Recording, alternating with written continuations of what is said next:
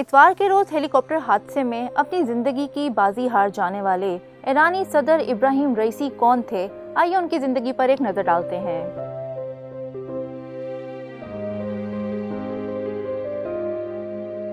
Ebrahim Raisi 1960 میں شمال مشرقی ایران کے شہر مشہد میں پیدا ہوئے اور انہوں نے 15 سال کی عمر میں دینی مدرسے میں تعلیم حاصل کرنا شروع کی۔ صرف 20 سال کی عمر میں انہیں تہران بالمقابل واقع شہر کرج کا پروسیکیوٹر جنرل نامزد کیا گیا اور 25 سال کی عمر میں انہیں تہران میں ڈپٹی پروسیکیوٹر کے طور پر نامزد کیا گیا تھا۔ اس عہدے پر رہتے ہوئے انہوں نے ان 4 ججوں میں سے ایک کی حیثیت سے خدمات انجام دیں جو 1988 میں قائم ان خفیہ ٹریبیونلز کا حصہ تھے جو کہ ڈیتھ کمیٹی کے نام سے مشہور ہوئے۔ 1983 میں انہوں نے مشہد کے نماز جمعہ کے امام کی بیٹی سے شادی کی جس میں سے ان کی 2 بیٹیاں ہیں۔ ابراہیم رئیسی نے 1989 سے 1994 تک تہران کے پروسیکیوٹر جنرل کی خدمات انجام دی، جس کے بعد 2004 سے 2014 تک عدالتی اتھارٹی کے ڈپٹی چیف اور پھر 2014 میں نیشنل پروسیکیوٹر جنرل رہے۔ 2017 میں ابراہیم رئیسی نے صدارت کا امیدوار بن کر مبصرین کو حیران کر دیا تھا۔ اس وقت ان کے مخالف حسن روحانی تھے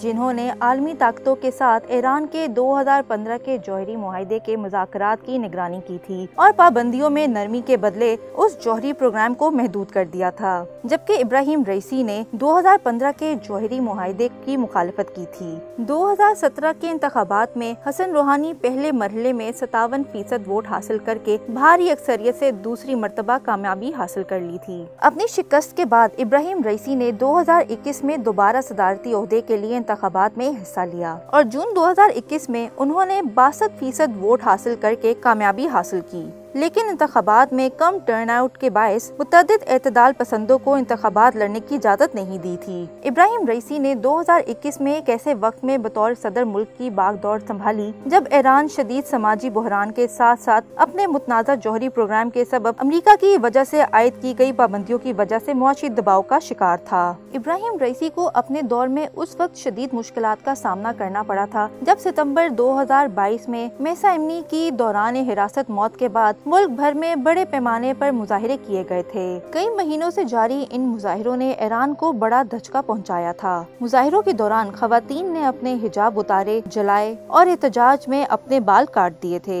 مارچ 2023 میں علاقائی حریف تصور کیے جانے والے ایران اور سعودی عرب نے حیران کن طور پر ایک معاہدے پر دستخط کیے تھے جس کے بعد دونوں ملکوں کے درمیان سفارتی تعلقات بحال کیے گئے تھے۔ غزہ میں 7 اکتوبر کو شروع ہونے والی جنگ نے خطے میں تناؤ میں ایک مرتبہ پھر اضافہ کر دیا تھا اور اپریل 2024 میں ایران نے اسرائیل پر براہ راست 300 سے زائد میزائلز اور ڈرونز فائر کیے تھے۔ حملے میں اسرائیلی دفاعی تنصیبات اور فوجی ٹھکانوں کو نشانہ بنایا گیا تھا۔ ایرانی میڈیا کے مطابق یہ حملہ 1 اپریل کو اسرائیل کے دمشق میں ایرانی قونصل خانے پر حملے کے جواب میں ہے، جس میں ایرانی پاسداران انقلاب کے لیڈر سمیت 12 افراد شہید ہو گئے تھے۔ تاہم اسرائیل نے مغربی اتحادیوں اور عرب ممالک کی مدد سے زیادہ تر کو مار گرایا تھا۔ ابراہیم رئیسی اپریل 2024 میں پاکستان کے 3 روزہ دورے پر ایک ایسے وقت میں آئے جب رواں سال جنوری میں پاکستان اور ایران کے درمیان سرحد پر ایک دوسرے کے خلاف حملے ہوئے تھے۔ سب سے پہلے ایران نے 16 جنوری کو پاکستانی علاقے کے اندر میزائل حملے کر کے مبینہ طور پر جیش العدل نامی ایک تنظیم کے ٹھکانے کو نشانہ بنایا۔ اس سے قبل 15 دسمبر 2023 کو جیش العدل کے ایک مبینہ حملے میں ایرانی شہر رزق میں 11 پولیس اہلکار جان سے ہاتھ دھو بیٹھے تھے۔ وہ گزشتہ ماہ 3 روزہ دورے پر پاکستان میں تھے جہاں دونوں فریقوں نے اگلے 5 سالوں میں تجارتی حجم کو $10 ارب تک بڑھانے کا عزم کیا تھا اور تعلقات کو بہتر بنانے کی کوشش کے لیے عزم کا اظہار کیا تھا۔ 19 مئی 2024 کی شام ایران کے صدر ابراہیم رئیسی کے ہیلی کاپٹر کو حادثہ پیش آیا تھا جس میں ان کی موت واقع ہوئی۔ صدر رئیسی کے ہیلی کاپٹر کا حادثہ اتوار کو ہوا تھا جب وہ آذربائیجان اور ایران کی سرحدی علاقے میں ڈیم کے ایک مشترکہ منصوبے کے افتتاح کر کے وطن واپس آ رہے تھے۔ اس ہیلی کاپٹر میں کل 9 افراد شامل تھے جس میں وزیر خارجہ سمیت دیگر حکام بھی شامل تھے۔